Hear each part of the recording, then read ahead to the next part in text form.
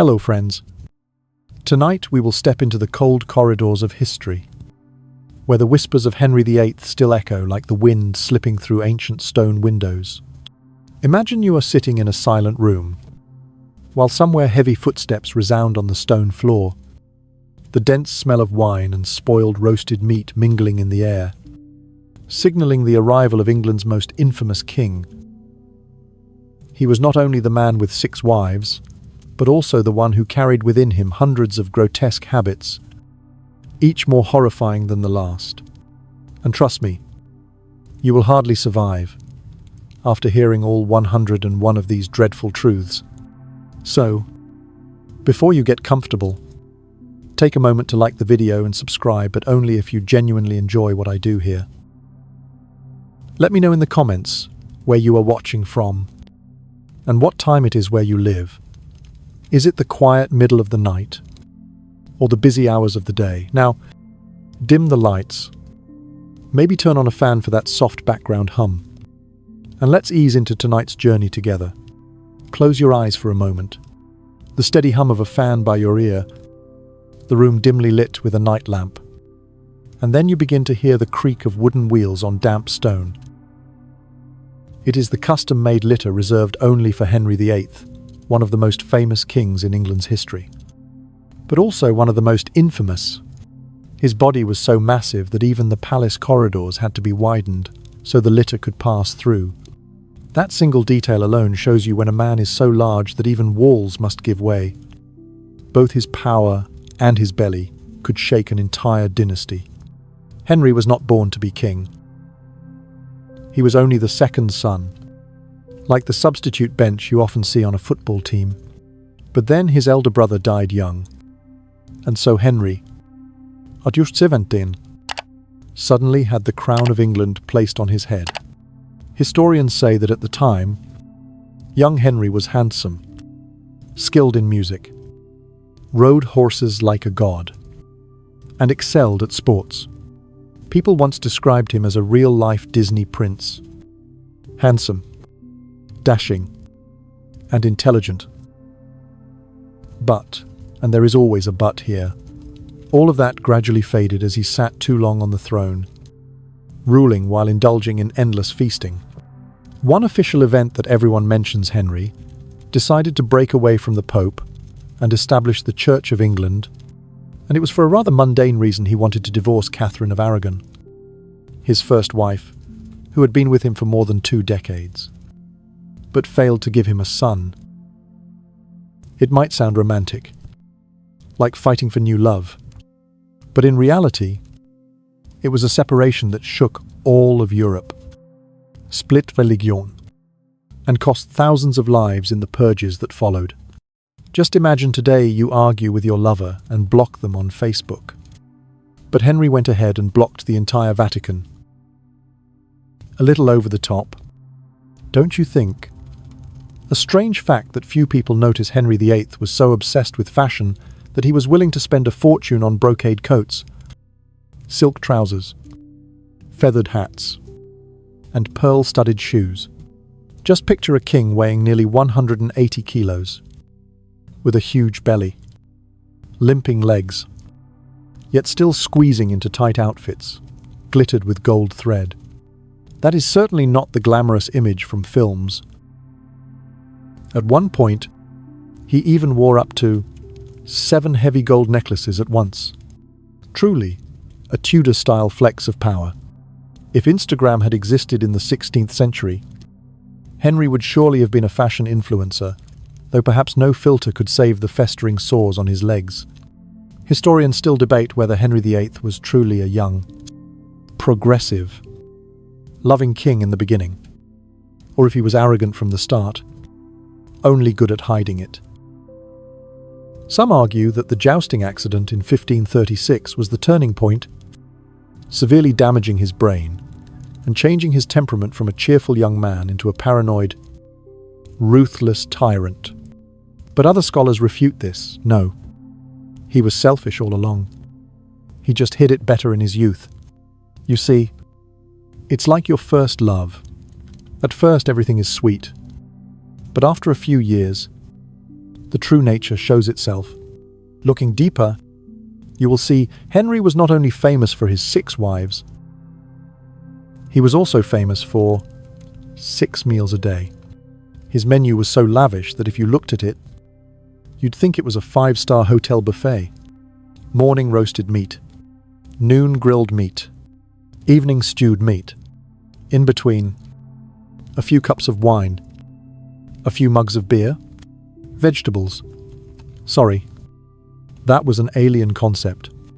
Anecdotes say Henry's banquet table held up to 13 main dishes each day, 70 cooks serving, and food piled like mountains. Just hearing it makes you feel full. But he actually ate it all. No wonder his waist measured more than 1.30 meters. Recurring custom-made chairs. If you've ever complained about a fat belly from a few milk teas, rest assured, you are still dozens of inches behind Henry VIII. A little joke to help you sleep. People say if Henry VIII lived today, he would surely be a VIP customer at gyms. But instead of running on the treadmill to lose weight, he would sit on the machine, laughing loudly and calling the trainer to bring him more grilled sausages. Another official event often mentioned is the execution of Anne Boleyn, the second wife. She was cherished by Henry like a treasure. He even dared to challenge the Pope to marry her. And then only a few years later, she was accused of betrayal and sent to the scaffold. This is the image engraved in history. A king willing to sacrifice love and trust just to gain a chance of having a son. Interestingly, some documents show that the evidence against Anne was mostly fabricated, from forged letters to false rumors. If that was true, then Henry VIII was not only a bad cook in love, but also a master director of tragedy. A strange piece of information at the wedding with Anne Boleyn. Henry once gave her a ring engraved with the letters, "Hey Henry and Anne." But after executing her, he did not destroy the ring. He still kept it. Researchers found evidence of it in the Tudor jewelry collection. People wonder, was that true regret? Or simply because the ring was beautiful and too precious to discard? Historians also still argue a lot about this. Did Henry VIII really love any of his wives? Or were they all just political tools? Some romantic writers believe that the affection he gave to Jane Seymour, the wife who died after giving birth to Edward, was genuine. He mourned her longer than anyone else. But some cold historians said no. That was only because Jane gave him a son. If she had not, she would probably have shared the same fate as the others. It is hard to know, because Henry VIII perhaps no longer distinguished between love and ambition. Do you feel it? When talking about Henry VIII, the atmosphere seems to thicken, like the room you are sitting in, slowly filling with the smell of burning candles, old wine, and a bit of fireplace smoke. The longer the story goes, the heavier it feels. But you cannot stop, because every detail is like a hammer blow, striking the portrait of this king, a man both powerful, pitiable, and terrifying. One more joke to ease the mood. If Netflix made a series about Henry VIII, it would surely have to carry a warning, not suitable for late-night snacks because every banquet scene of his contains enough fat to keep you awake. Another event often mentioned, the strange death of Henry himself. He died in a state of obesity, with festering sores, and his body swelled so much that the coffin leaked fluids. There is a tale that a stray dog licked the liquid seeping from his corpse. It sounds disgusting, but this detail was once recorded in folklore, a symbol of ultimate power. In the end, died in a state no different from a common wretch, despised by a mangy dog. Truly a Shakespearean tragedy without Shakespeare writing it.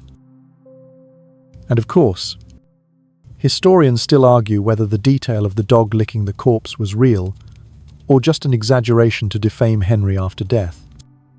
But either way, that image became symbolic power.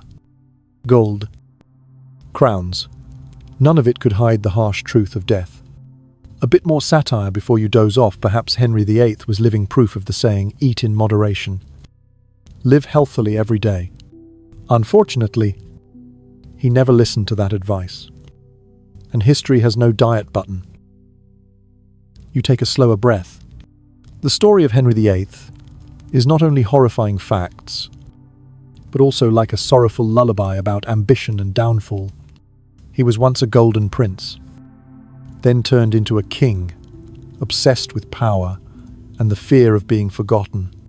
Tonight, as you drift into sleep, let that story become a mirror, reminding you absolute power can turn a man into a monster, and can also turn the greatest king into the loneliest man.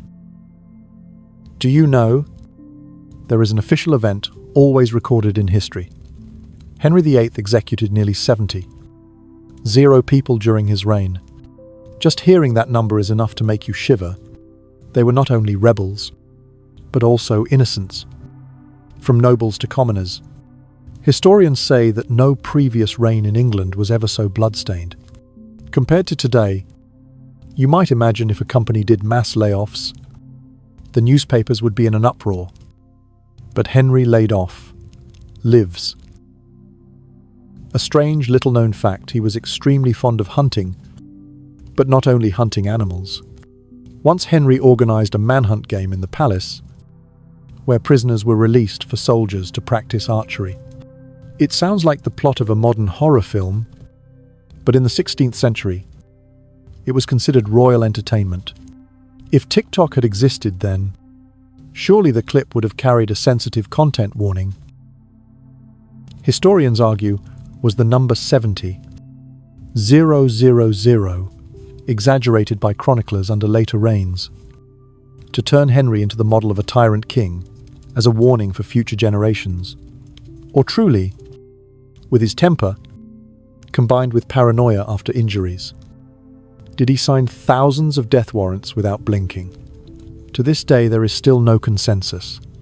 But think of it, whether 10, 000, or 70.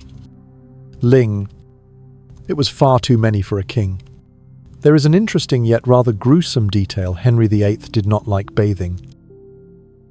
He only changed clothes frequently, and believed that was clean enough. So while wearing dozens of silk gowns, velvet trousers, and leather shoes, inside, his body was full of sweat, ointment odors, and sores. Court records state that sometimes the smell from his body was so strong that no one dared to stand too close. If you've ever been on a crowded bus during rush hour, you can probably imagine, but picture a lavish scene, candles glowing, and right in the middle is a gigantic source of odor, truly a one-of-a-kind experience. An official event tied to this detail when he suffered from leg ulcers. The wounds festered so badly that the palace had to constantly burn incense, frankincense, and scatter herbs to cover the stench. That turned the entire royal palace into a giant spa. But serving only one man, historians still argue, did Henry have diabetes, or syphilis, or some kind of immune disorder that caused non-healing ulcers? Some say it was the horse-riding accident that led to poor blood circulation and created sores. Others insist no. It was all due to overeating and lack of exercise. You see, history is just like an online forum, where everyone has an opinion, and no one gives in. A little joke here: if Henry lived today, doctors would prescribe eat less, drink more water, exercise, but he would answer no. He preferred prescribing beheadings. Another fact that makes many shiver: Henry VIII loved music and could play the lute, organ, and even compose. It sounds romantic, but imagine a nearly 200-kilo king, panting from obesity, reeking of ointments, sitting and strumming love songs for his sixth wife. A scene both hilarious and terrifying. There is a piece called Pastime with Good Company, believed to have been written by Henry himself, praising drinking. feasting, and carnal pleasures. A strange detail, this song was so popular across Europe at the time that many could not believe it originated from the wife-beheading king. It's like finding out a cheerful pop hit today was written by a crime boss. Historians argue, was Henry truly the composer? Or did he just borrow credit from court musicians? Some documents say he had genuine talent, but others claim it was all PR to polish the image of an artist king. Who is right is unclear, but what is certain is that while his music still echoed, his blood had not yet dried on the scaffold. You exhale slowly, sensing the contradictions surrounding this man. Henry VIII was both ruthless and a fragile man longing to be loved. He could order a wife's beheading in the morning, then in the afternoon sit down to write songs about love. History is indeed ironic.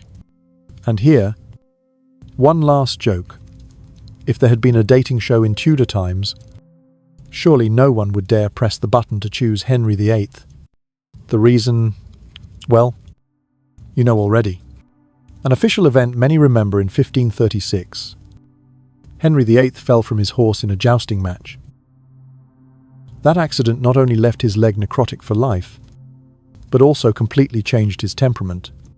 Before that, he was called the Golden Prince, young, studious, even a bit romantic. After the fall, he became a short-tempered, suspicious, and extremely cruel king. Historians often regard it as the psychological turning point that transformed a charming gentleman into a bloodthirsty tyrant. A strange detail few know: when brought back to the palace, Henry lay unconscious for 2 hours. The courtiers had even prepared the scenario to announce his death. But then, like in a horror film, Henry opened his eyes again, gasping for breath, drenched in sweat. Some said that from that moment, his gaze was never the same. Imagine, like a laptop dropped hard, rebooted but with a corrupted system. Henry was the same, except he held an entire country in his hands. Historians still argue, did this accident really cause severe brain trauma? Or is it just an easy explanation for the cruelty already within him? Some believe Henry suffered frontal lobe damage, leading to emotional disorders. Others argue there is no solid medical evidence, that we simply want to find reasons to forgive his bloodlust. You see, the history is just like a debate on Facebook. Everyone's certain they are right, but no one has absolute proof. Another strange piece of information: Henry VIII was extremely fond of treasure and often hoarded the gold teeth of the executed. Yes, it sounds like a joke, but some records state that the royal dentist would collect the teeth of those condemned, especially if they were filled with gold or silver, and store them in the king's private vault. Why? Partly to recycle into jewelry, partly as trophies. Imagine you go to the dentist now, have a wisdom tooth pulled, and the doctor giving you a tooth as a souvenir. Henry was different. He collected other people's teeth for his own collection. Truly a hobby hard to put into words. A light joke to help you sleep. Perhaps if he lived today, Henry VIII would be a regular customer of jewelry shops rather than gyms. Hey, give me a few extra gold teeth to make a ring. Another official event that interests scholars: his execution of Sir Thomas More, a great scholar, once his close friend. The reason was simple. More refused to recognize Henry as the head of the Church of England, and so, with just a nod or a shake of the head, a great man lost his life. Yet this opened a huge debate among researchers. Did Henry VIII truly believe in his own religious authority? Or was it all just an excuse to strengthen his throne? In other words, did he believe himself chosen by God? Or merely use God to force obedience from his subjects? A little-known fact: Henry VIII was once granted the title Defender of the Faith by the Pope because he wrote a book refuting Martin Luther, but only a few years later, he made a 180-degree turn, founding his own church. In modern language, Henry was the perfect example of a lightning U-turn. Today, you are a Catholic idol. Tomorrow, you become the #1 anti-fan. At this point, you can clearly see Henry VIII was a master at turning love, religion, and politics into pawns serving himself. But in return, he had to live in constant loneliness and suspicion. Think about it. Living in a palace with hundreds of rooms, lit by thousands of candles, yet every night still cold as ice, because he trusted no one. That was the price of absolute power. Another little joke: if Henry VIII had used Tinder, his profile would probably say 6 serious relationships, ended unexpectedly, still hiring, and would you dare swipe right? Another official event. Henry VIII once had craftsmen modify his throne to withstand his weight. Records say he weighed nearly 180 kilos. With a waist over 3 meters, even palace doors had to be widened for him to pass through. That detail alone turned Henry into a kind of real estate king. Even doors had to be rebuilt to fit his size. A strange, little-known detail in his final years. He could not climb stairs, so the palace had to install a pulley system to haul him in a chair to upper floors. It sounded like a medieval elevator, except instead of an engine, they used human strength to pull. Imagine 6 or 7 servants straining on ropes, gasping for breath, just to bring the giant king to his bedroom, probably the hardest gym workout of their lives. Historians still debate, was Henry VIII obese simply due to gluttony, or also because of hormonal disorders after his accident. One theory suggests he suffered from Cushing's syndrome, leading to a round face, big belly, and irritability. Others say no, it was simply too much roast beef and too much beer. You see, every reason makes sense. But the only victim was the Tudor palace, for having to endure both the smell and the weight of the king. You relax your body, listening to the story flow like the sound of rain tapping gently outside. Details that seem distant appear vividly: the groans of wounds, the cheers at feasts, the whispers in the palace when a queen was condemned to death. And you know, the entire 101 facts about Henry VIII.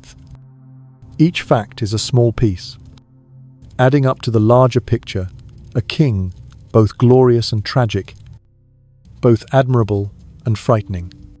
People often say absolute power leads to absolute corruption, and Henry was the most vivid proof. All right, just lie still.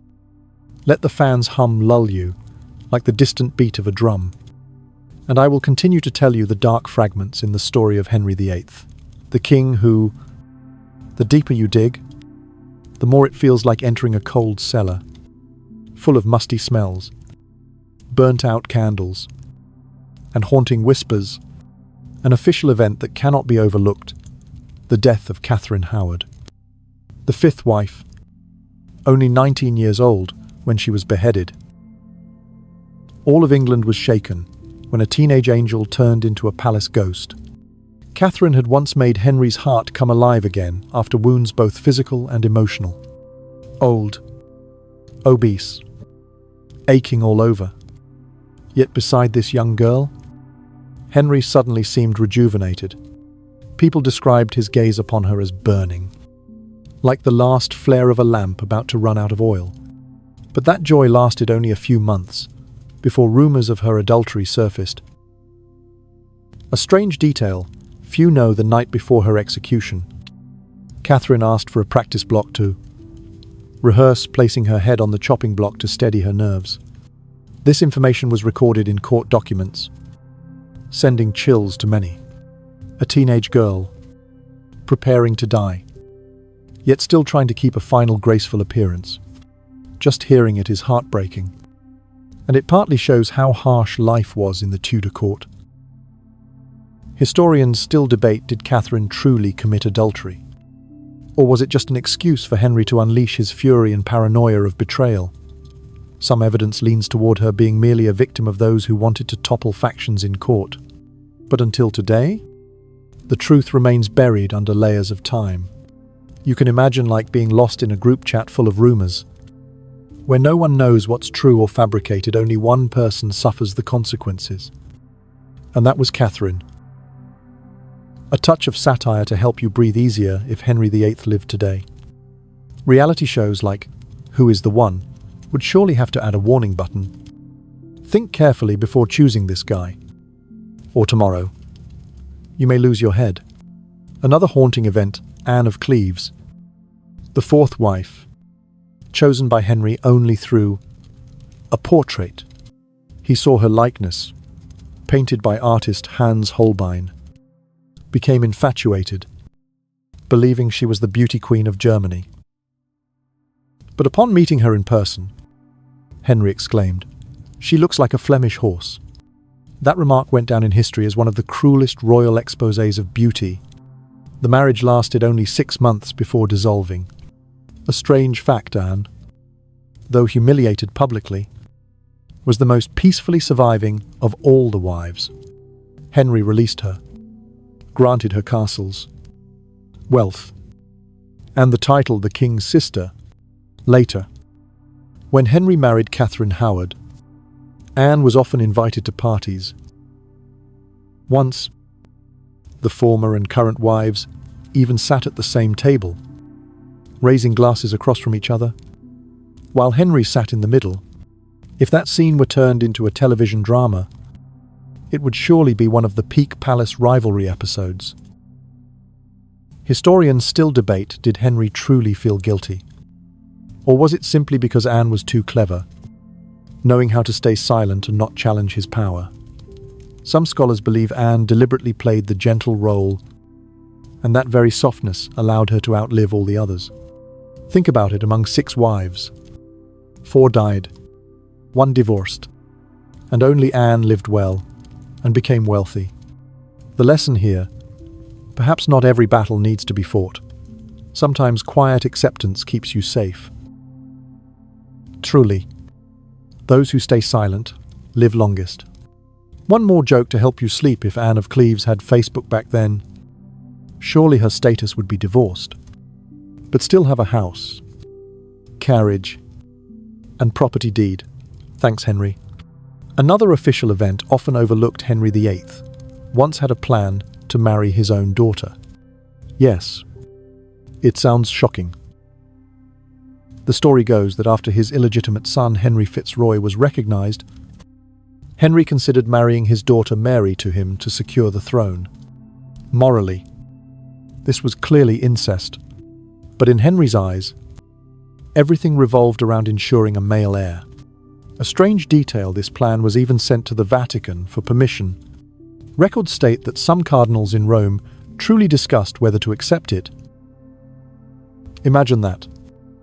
Even the highest religious leaders had to sit and deliberate over allowing a father to marry his daughter. Luckily, Fitzroy died, young of tuberculosis, and that insane plan vanished. Historians still debate, was this merely an exaggerated rumor, or did Henry truly make serious plans? There are official documents confirming diplomatic correspondence, but some scholars argue that the Tudor court deliberately spread the story to test public opinion. Either way, the mere fact that this was recorded was enough to make Henry one of the most boundaryless kings in history. Finally, imagine Henry VIII in his last days. He weighed nearly 200 kilos, his legs ulcerated, his body swollen, gasping for breath, having to be hauled about with pulleys. Even the coffin door had to be made larger than usual. And when buried, the coffin leaked so badly that stray dogs came around. The story ended like a tragic play. A king who once held Europe in his hands, finally lying helpless, becoming the mockery of fate. A joke to lighten the mood if there had been a loyal customer service for Tudor carpenters. Henry VIII would surely have been VIP number 1. Chairs, beds, doors, coffins, all had to be custom size. You see, Each fact about Henry VIII is like another heavy stone laid on the chest, making even the breath of the Tudor dynasty laboured. He was both a symbol of power and proof of the tragedy of absolute power. As you relax and drift into sleep, remember, some stories are not just for entertainment, but also for warning. Because power without limits will sooner or later turn a man into a monster, and that monster, one day, will be defeated by time and illness itself. Did you know? One official event once shook Europe. Henry VIII ordered the execution of Margaret Pole, Countess of Salisbury. The last descendant of the Plantagenet line, she was over 70 at the time. With white hair and a slow gait, yet was dragged to the scaffold for the crime of being a danger to the throne. Margaret's death became one of the most brutal executions of the Tudor era. The clumsy executioner had to strike 11 times to sever her head. A strange fact, little known as Margaret, stepped onto the scaffold. She shouted, "I am no traitor. If you strike, then strike." She struggled so much that the executioner fumbled, turning the scene into chaos. The crowd whispered that it was a bad omen, a sign that Henry's throne would not be secure. That image, an old woman with white hair stained with blood under the lights, later haunted the entire court. Historians still argue, did Henry VIII truly fear the rise of the Plantagenets? Or was this just an excuse to eliminate a harmless old woman? Some believe he was too paranoid after his obsessions, seeing every shadow as an enemy. Others think the decision was meant to intimidate the remaining nobility. Either way, this event turned Henry into a man willing to kill even a 70-year-old woman, just to sleep in peace. To keep things from feeling too heavy, here's a light joke. If there had been a Who Wants to Be a Millionaire show in Tudor times, the final question would surely be, who was Henry VIII most afraid of? And the correct answer would not be the French army, but old Lady Margaret Pole. Another official event that shook the court, the execution of Thomas More. Once Henry's close friend and one of England's greatest intellectuals, simply because he refused to acknowledge Henry as supreme head of the Church of England, More had to step onto the scaffold. At that moment, the Tudor court did not just lose a scholar, but Europe lost a voice of conscience. A strange detail before his death. Thomas More joked with the executioner, "Help me up the steps. For when I come down, I will shift for myself." A light smile in a moment of life and death, as if mocking Henry and that mighty power. That line has lived on, a testament to serenity in the face of tyranny. Historians debate, did Henry truly hate More, or was he simply forced to kill his friend by political pressure? Some records suggest Henry once wept when recalling their past friendship. But those tears, if real, could never wash away the blood on the scaffold. A bit of satire to help you sleep better. If Henry VIII had a close friends list on Facebook, he would probably have to delete a few people every month. Because today they were friends. Tomorrow, they were sent to the block. Another official event, Henry VIII was so obsessed that he repeatedly created and amended succession laws, constantly changing who would inherit the throne.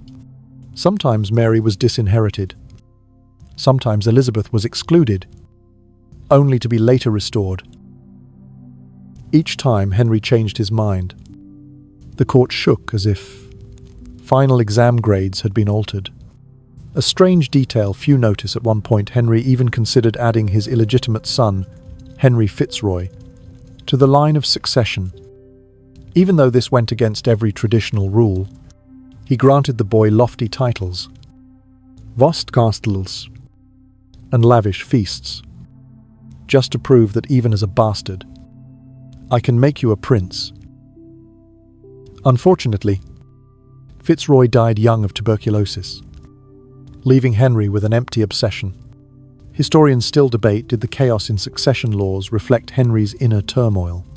Some scholars say he never truly trusted any of his children, not even his legitimate son Edward. Others argue Henry was simply clinging to power, wanting to keep every option in his own hands until the last moment. Either way, that constant shifting sowed instability, leaving the court always in the mood of today. A princess, tomorrow perhaps a commoner. Another official event, Henry VIII once turned the Tower of London, originally a symbol of power, into a cold-blooded prison. Many nobles, clergy, even members of the royal family were locked there, only awaiting execution orders. The Tower, once a fortress defending the realm, suddenly became a hell for restless souls. A strange piece of information: records say that at night, Henry often ordered guards to take him to the Tower, just to sit and stare at the darkness and stone walls. Perhaps he was haunted by the very place where he had imprisoned and killed so many. A massive king, sitting alone at night, hearing crows cry, wind howl, no different from a soul imprisoned within his own tower. Historians argue, did Henry go to the Tower to check security, or because he truly feared the ghosts of the past? Some legends say the spirit of Anne Boleyn herself returned in the night, keeping Henry awake. Truth or fiction? No one is certain. But the mere fact people believed it shows his fear had gone beyond reality. To make you more comfortable, here's another joke. If the Tower of London had hotel star ratings, Henry VIII would probably leave a review. 5 stars for the scenery, but a bit too many groaning noises at night. You see, the deeper we go, the clearer the picture becomes. Henry VIII lived in a whirlpool of obsession with succession, blood, and darkness. Each event was another stone door closing, trapping him deeper in his own labyrinth. From the death of Margaret Pole, the betrayals of the Tower, to the dizzying succession laws, all formed a colossal tragedy. And as you gradually relax your body, this steady narration blending into your breath, remember, absolute power not only kills enemies, but in the end also kills the one who holds it. Henry VIII proved this with his own life, with the blood of friends, with the tears of his wives and children, and with his loneliness through endless sleepless nights. Picture the Tudor palace in its final years, flickering candles, casting shadows on mottled stone walls, the heavy scent of incense and wine lingering in the air. In a vast but suffocating chamber, Henry VIII lay immobile on a specially designed mechanical bed, equipped with levers to raise his head or tilt his body, because the king was too heavy for anyone to move as usual. Each time he wished to change position, servants had to operate pulleys, the creak of wood echoing like funeral drums announcing death. An official event: Henry died in January 1547, when he was just over 55 years old. His death was not sudden, but like an oil lamp running out, flickering before going out completely. In his final years, he was besieged by gout, obesity, unhealed leg ulcers, and labored breathing. Records even say the stench from his leg wounds spread across 3 adjoining rooms. Imagine it: a king who held the absolute power of an empire, finally rotting while still alive. A strange detail few know: there was a rumor that just before his death, Henry VIII ordered that no one was to mention succession. No one was to stand waiting by his bed. He feared the feeling of being seen as already replaced, feared the cold eyes waiting for the throne. Thus the chamber had only a few close servants, silent enough to hear the ticking of a clock. People said that in his final moment, Henry whispered the name Jane Seymour, the 3rd wife who had died young. Was that the only love he truly kept in his heart, or just a faint memory as his mind blurred with illness? Historians still debate it to this day. When Henry drew his last breath, the entire Tudor palace seemed to sink under a heavy shroud. But the trouble was only beginning: how to bury a body swollen, stinking, and leaking fluids day by day. An official event: Henry was buried at St. George's Chapel, Windsor, beside Jane Seymour, just as he had wished. But to transport this massive body from London to Windsor, the court had to devise a solution. They placed the corpse in a sealed lead coffin, covered with oak on the outside, but fluid still leaked out during the long journey. Folk accounts tell that when the funeral procession stopped at Sion Abbey, liquid seeped from the coffin, and a stray dog licked it. People saw this as Henry's final judgment, a king who once stood alongside popes and emperors, at last reduced to being licked by dogs. Historians argue fiercely, was the story of the dog licking the corpse real, or just propaganda from Catholic factions against Henry? For after Henry broke England from the Pope, he became the Vatican's #1 enemy. Could that story have been 16th century fake news? Some scholars believe it was how the people turned death into a symbol, a king of ultimate power, finally humiliated by nature and fate. Another strange detail in his will: Henry wanted to be buried in a grand mausoleum with monumental sculptures, a symbol of an emperor equal to Caesar. He even commissioned designs, drafts, and invited craftsmen from Italy. But in the end, the treasury was drained. Endless wars had consumed all money. The tomb was never built, and Henry VIII was buried in a simple grave, no different from a wealthy nobleman. You see, even a king who once seemed to command all of Europe still could not control his construction bill. A light joke to help you sleep if Henry VIII knew that after death he still had no grand mausoleum. He would surely rise from the grave to sue the contractor. Another important official event, Henry VIII's will.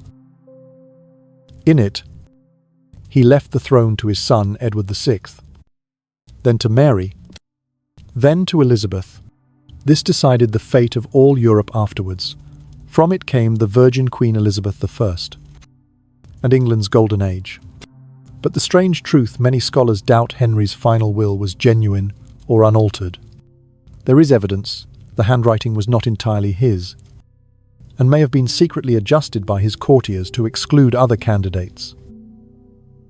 If true, then the English crown was determined not by Henry's will, but by the fraud of those around his sickbed.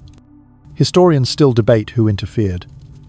Some point to Edward Seymour, uncle of Edward VI, claiming he wanted to ensure his nephew's succession so he could serve as regent. Others say the entire council was involved, but no one has proved it definitively. So even in death, Henry VIII could not escape the whirlpool of conspiracy. Another strange detail about the funeral: instead of a grand ceremony for Europe's most powerful king, Henry's funeral was rather quiet, with few attendees. Why? He had made too many enemies. From nobles to clergy, from old friends to even family members. Many were afraid, even secretly rejoicing, and did not want to be present.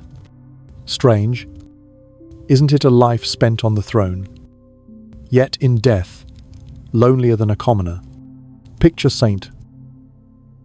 George's Chapel on the day of burial, candles flickering, incense, smoke thick in the air, the atmosphere suffocating, the heavy coffin lowered into the cold stone vault. No grand monument, no resounding music, only murmured prayers. In that moment, witnesses must have thought Henry VIII, the king who changed religion, who killed wives, friends, even kin, in the end was just a curled-up corpse, carrying nothing but stench. To ease you, another joke: if Tinder had existed then, Henry's profile would probably read, divorced twice, widowed twice, executed twice. Swipe right at your own risk. But the story did not end there. Even after death, Henry VIII's ghost haunted England. Legends say his spirit often appeared at Hampton Court, wandering in a red silk robe, gasping, his feet dragging on the tiles as if still sore from ulcers. Some visitors today even swear they hear growling in the halls, or see a large shadow flash across the glass. true or not, it shows that Henry VIII's image has never truly vanished. Modern historians still argue, was Henry VIII a power-hungry monster, or a victim of his own body and circumstances? Some call him the obese tyrant. Others see him as a tragedy, a man who once had everything: health, intelligence, love, destroyed by disease and obsession with succession. Like a bright star, but one that burned itself out with a light too fierce. You see, from the death of Margaret Pole, the execution of Thomas More, to the scheming will, and finally, a lonely funeral, all combined into a symphony, both horrifying and sorrowful. Henry VIII, the symbol of power, was also just a man tormented by his own ambition and decaying body. And when you close your eyes, this narration blending into your sleep, remember, absolute power does not last forever. Even with 6 wives, 70,000 death warrants, or his own church, Henry VIII still turned to dust in the end. What remained were only rumours, whispers in dark corridors, and harsh lessons about human arrogance. When the heavy coffin lid closed, the hammering to seal it, like the final bell, ending an era, all of England was still bewildered after a king both magnificent and terrifying like Henry VIII. What would happen next? An official event, the throne was passed to Edward VI, Henry's only son with Jane Seymour. The boy was only 9 years old, frail and sickly, but the entire court pinned hopes on him as the last ray of light of the Tudor line. People whispered that everything Henry had done, from breaking with the Pope, marrying wife after wife, to all the bloody executions, was only to produce this boy. But ironically, Edward reigned only 6 years, then died young at the age of 15. A strange detail few know at Henry's funeral. Edward was still too young to grasp the full horror his father had left behind. People recounted that he stood by the coffin, silent and slightly trembling. Some looked into those eyes and saw more fear than grief. Perhaps even the son knew. That throne was a dangerous seat, soaked in sweat and blood. Historians still debate, did Edward VI truly continue his father's legacy? Or was he merely a pawn for the Regency Council to manipulate? Some scholars argue the boy was intelligent, studious, but too ill to govern. Others say Edward was only a fragile shadow, while real power lay in the regent's hands. Either way, when Edward died, England again fell into the whirlwind of succession. Like a nightmare Henry had left for the entire nation. Another official event followed the throne passed to Mary I, daughter of Catherine of Aragon. She was nicknamed Bloody Mary because she executed hundreds of Protestants in an attempt to bring England back to Catholicism. Perhaps this was Mary's way of avenging her mother, abandoned by Henry, stripped of her crown, and left to die in solitude. But that brutality also revealed a bitter truth. Henry's legacy was not only a shaky throne, but also a kingdom drowned in religious hatred. A strange detail, Mary, though remembered as Bloody Mary, in reality had a tender heart. She longed for a child so desperately that she often believed she was pregnant, only for it to turn out to be an illusion. People recounted how her belly swelled.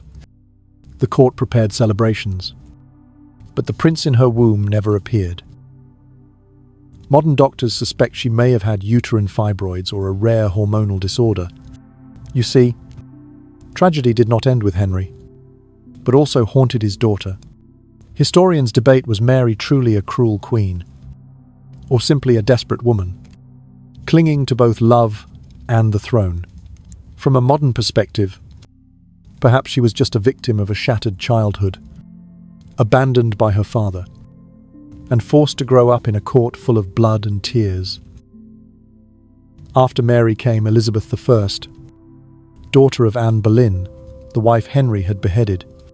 Elizabeth ascended the throne with painful memories, her mother executed unjustly, her childhood marked as illegitimate, always living under suspicion and surveillance. But Elizabeth became the Virgin Queen, leading England into a golden age, expanding the navy, giving birth to Shakespeare's era, and earning Europe's respect. A strange detail, Elizabeth often wore a secret ring, inside which were two miniature portraits, one of herself and one of her mother, Anne Boleyn. She kept it hidden throughout her life, as a silent way of restoring justice to her mother. Imagine a queen on the throne, yet in her heart still carrying a private wound, hidden in a tiny piece of jewelry. Truly a detail both touching and mysterious. Historians still argue, did Elizabeth truly remain a virgin for political ideals? Or was she too haunted by the tragic fate of her mother and the women Henry destroyed? Some believe she sacrificed personal happiness to secure the throne. Others guess Elizabeth simply did not trust men, after seeing her father turn love into execution. Either way, Elizabeth I became the clearest proof that from the darkness Henry sowed, a bright star could still rise. A bit of satire to help you sleep: if there had been a television show called Family Drama in Tudor times, Henry VIII and his three successors would have dominated the airtime. With enough scandals, father beheading mother, daughter with false pregnancies, and younger sister never marrying. Truly a family tree worthy of a Netflix series.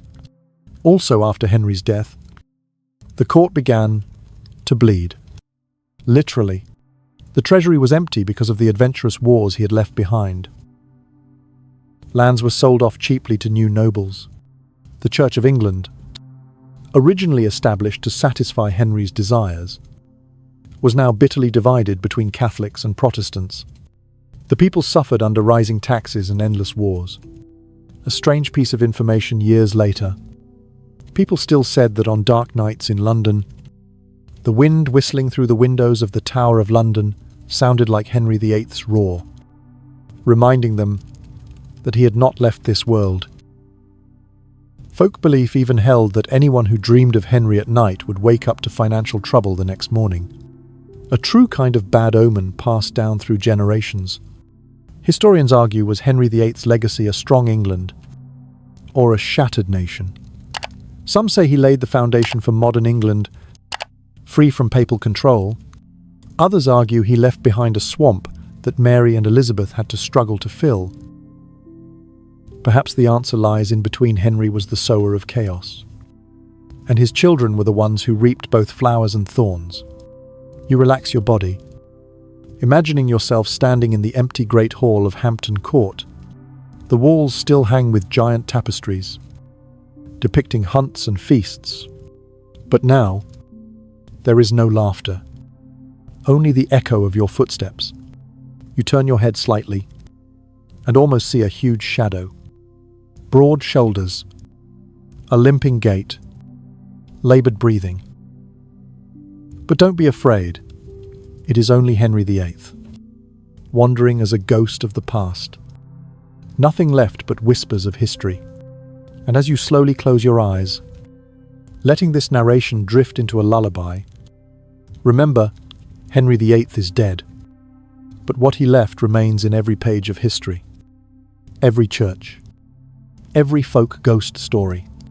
Maybe, but the power and darkness he created linger longer than time itself. And just like you now, in the quiet darkness, we realize sometimes what is most frightening is not the monster before us, but the ghost of memory that haunts the human mind. All right then, lie still. Listen to the fans hum like the steady breath of the room. And I will continue the story what Henry VIII left for England.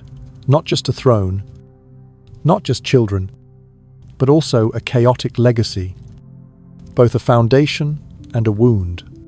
The clearest official event Henry VIII left behind the Church of England, when he decided to break from the Pope in Rome to divorce Catherine of Aragon.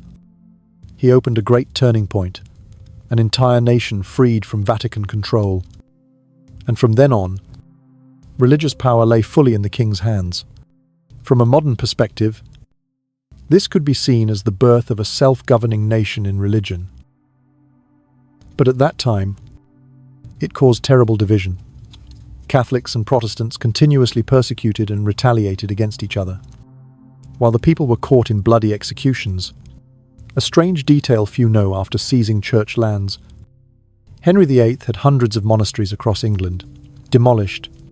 The stones from those sacred buildings were sold to use to build castles and mansions for nobles loyal to him. Some houses in London today still contain bricks from old monasteries. Imagine a wall in a charming cafe in modern England might once have been where monks read their prayers. Truly, history knows how to mock us. Historians still debate, was Henry's founding of the Church of England a great step for national independence, or merely an excuse to satisfy his personal marriage issues? Some argue it was the beginning of England's rise to a superpower. Others claim that if not for his personal desires, the nation would not have endured decades of religious civil war. Another event, Henry VIII left behind an empty treasury. He squandered an enormous amount of wealth on wars with France and Scotland, on lavish feasts, on building palaces, and on satisfying his vanity. When he died, England's finances were nearly exhausted. Debts piled high. A strange detail, Henry VIII once issued an order to reduce the gold content in coins. That meant the coins still bore his embossed image, but the gold portion was less, replaced with cheaper metal. The people discovered this and mockingly called it the age of coins with golden faces but hollow insides, an image no more accurate to describe the king himself. Historians still debate, did Henry do this because of incompetence in financial management, or simply because he was too eager to prove himself a warrior king? Regardless of the economy, some liken him not to a careful planner, but to a reckless rich man, obsessed with showing off, leaving the bill for future generations to pay. Another official legacy, Henry VIII left behind a court full of fear. Tens of thousands had been executed during his reign. Nobles learned one lesson: power was not to be shared, only to be bowed to. Even close friends, like Thomas More, lost their lives. As a result, after Henry's death, the court became cautious, with no one daring to offer honest advice to the new king. One could say he left behind a culture of political fear in England. A strange detail at the Tower of London: many stone walls still bear the crude carvings of prisoners from Henry's time. They were prayers, messages to families, or just hastily scratched names. On one brick was carved, "I die for not speaking a single name correctly." Many believe it referred to failing to call Henry supreme head of the Church of England. Historians still argue, did such brutality make England stronger and more united, or did it only sow more resentment? Supporters of Henry say his harshness extinguished rebellions and kept the throne secure. Critics say it was a politics of blood, planting instability for generations to come. Another official event, Henry VIII left behind 3 children who each reigned in turn: Edward VI, Mary I, Elizabeth I, each with their own colour, their own tragedy. Edward's reign was short. Mary's was drenched in blood. Elizabeth's shone brilliantly, but all 3 were haunted by their father's enormous shadow. A strange detail, though: Elizabeth I was famous as the Virgin Queen. She often used Henry VIII's image to bolster her authority. At grand ceremonies, Elizabeth appeared in outfits resembling her father's, and even trained her voice to boom like his, as if she wanted to remind the entire court, "I am the daughter of the man you once feared most." Historians still debate, was Henry VIII truly the one who laid the foundation for the Elizabethan Golden Age? Or did Elizabeth only succeed because she corrected her father's mistakes? Perhaps both are true. He paved the way, but also left behind ruins his daughter had to labor to clear. Relax your shoulders. Close your eyes and imagine if history were a castle. Then Henry VIII was the one who tore down half of it, built up the other half, and then left his descendants to live among the rubble. Some stepped on shards and bled. Others picked up a shining brick and built a golden dynasty. And you see, all that chaos still lingers in England today, from the independent Church of England to political caution, and even the ghost stories in Tudor castles. A light joke to let you breathe if Henry VIII lived today. He would surely be a VIP at the bank, not for saving money, but because he owed so much, the bank would beg him to stop borrowing. In the end, what Henry VIII left most clearly for England was not gold, not victories, but a lesson absolute power always comes with absolute decay. He proved that one man could change an entire nation with a single decision, but also send thousands to their deaths with a single nod. And that price, he and his descendants had to pay.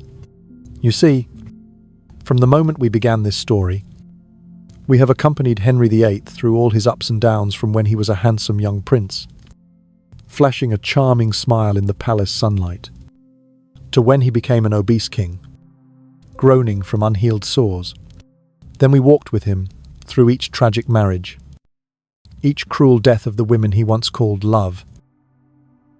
Just like the fan spinning steadily beside you now, the life of Henry VIII was a circle repeating itself: love, boredom, suspicion, destruction. A circle that never stopped turning, until finally, he too was swallowed by it. What Henry left to England was not only a new church, a court full of obsessions, or hollow coins. He left behind a deeper lesson: absolute power never brings peace. It can build grand cathedrals, topple a papal empire, but it will also sow fear, fracture, and loneliness. Close your eyes for a moment. Imagine yourself walking through the great hall of Hampton Court. The tall walls, the ancient tapestries, all silent, flickering candlelight casting shadows on the stone floor. In the distance, you hear heavy footsteps, as if someone is dragging themselves along. That is Henry's shadow, still wandering, still gasping. But don't worry, he no longer has the power to harm you. What remains is only a ghost, a memory, and that memory, though frightening, is just a story after all. Historians still endlessly debate Henry VIII. Was he a cold-blooded tyrant, or a tragedy of illness and ambition? Some see him as a monster, the man who turned love into a blade. Others see him as a pitiable figure, born healthy and talented, but broken by accidents, disease, and his obsession with succession until death. Perhaps the truth lies somewhere in between. Henry was both monster and victim. But you don't need to decide that tonight, because tonight, what you need is simply to relax your body, to listen to this story like a long lullaby, to see that whether king or commoner, no matter how powerful, in the end man is only dust. Try to smile a little. Henry VIII, a king who once made all of Europe tremble, in the end still had to be hauled with pulleys, his obese body dragged from one room to another. He once forced the Pope to bow, but was finally handled by a stray dog licking his corpse. You see, history is not only tragic, but also a little bitterly humorous. And in some way, it is that humor that helps us sleep. For if we kept thinking of blood, we would be afraid. But if we remember that even Henry VIII once became a joke of fate, we will feel lighter. Now, I want you to take a deep breath. Exhale. Let go of all tension. Let go of burdens, of worries of the day. Let the story of Henry VIII fade slowly into the background, like a distant echo from the past. Do you hear it? The wind outside the window, the fan spinning steadily, like the whispers of history. Those whispers say, "Sleep now, for tomorrow you will begin a new journey," while Henry has gone to his eternal rest. If there is one thing you should carry from this story, it is this: cherish the life you have now. For power, wealth, thrones, they all vanish. But a good night's sleep, a steady breath, a gentle smile before closing your eyes, those are eternal in your soul. Henry VIII is gone, leaving behind lessons and wounds for a whole nation. But you, right now, are whole in the arms of the gentle night, wrapped in the fan's hum, in breath, and in peace. Let your eyes close slowly. Imagine yourself lying in a peaceful room, with soft candles, gentle pillows, and a warm blanket. No kings, no blood, no swords, only you, and sleep. You may hear the final whisper, "Sleep, sleep deeply." Henry VIII has closed his tragic chapter, and you will open a new one tomorrow morning, with a full night's sleep, in peace. Wishing you a peaceful sleep, may your dreams tonight be gardens full of flowers, where there are no more groans of Henry, no more darkness of the tower, only birdsong, cool breezes, and gentle light. Sleep now, so that tomorrow morning you wake up feeling light, as if you never carried any worry at all. Good night. Sleep well. Henry VIII is left in the past, and you are stepping into a gentle dream